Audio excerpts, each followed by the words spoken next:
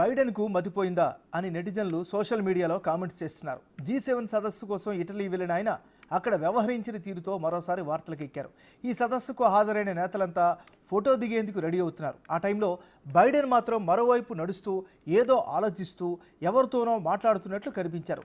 ఎంతసేపటికి group photo కోసం ఆయన రాకపోవడంతో ఇటలీ ప్రధాని జార్జియా మెలోని వెళ్ళి ఆయన్ను తీసుకొచ్చారు. ఇప్పుడు ఈ విజువల్సే సోషల్ మీడియాలో వైరల్గా మారాయి. ఈ వీడియో చూసిన నెటిజన్లు బైడెన్పై సెటైర్లు వేస్తున్నారు.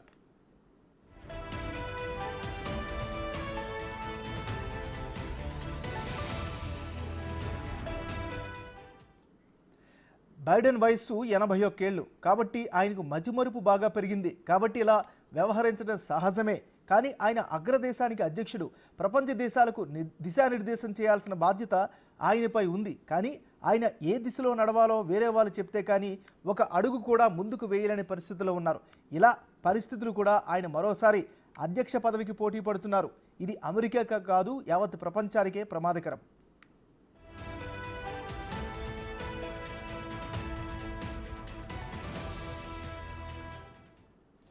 అధ్యక్షుడిగా మతిమరుపుతో ఆయన తీసుకునే నిర్ణయాలు ఏమాత్రం అటు ఇటు అయినా వాటి ఫలితాలు ఈ వీడియోని చూసి నవ్వుకునేలా ఉండవు. ప్రపంచ దేశాలు చాలా మూల్యం చెల్లించుకోవాల్సి వస్తుంది. బైడెన్కు ఇది కొత్త ఏం కాదు. కొన్నాళ్ళ క్రితం వైట్ హౌస్లో జరిగిన సాంస్కృతిక కార్యక్రమంలో కూడా ఇలాగే ప్రవర్తించారు. ఆయన చుట్టూ ఉన్నవారంతా అక్కడ వినిపిస్తున్న సంగీతానికి తగ్గట్టుగా కాలు కదుపుతుంటే బైడెన్ మాత్రం కొంతసేపు అలాగే నిల్చుండిపోయారు. ఓసారి తన స్పీచ్ పూర్తి చేసి ఎగ్జిట్ నుంచి కాకుండా ఎంట్రీ నుంచి స్టేజ్ దిగేందుకు ప్రయత్నించారు. ఇలా చెప్పుకుంటుంటే చాలానే కనిపిస్తాయి. పక్కనే ఎవరూ లేకపోయినా షేక్ హ్యాండ్ ఇవ్వడం, ఎవరితోనో మాట్లాడినట్లు కనిపించడం ఇలా చాలా కనిపిస్తూ ఉంటాయి. మిగిలిన డెమోక్రటిక్ పార్టీ నేతలు కూడా అధ్యక్ష అభ్యర్థిగా బైడెన్ను ఎన్నుకోవడం ఆందోళనకరంగా మారింది.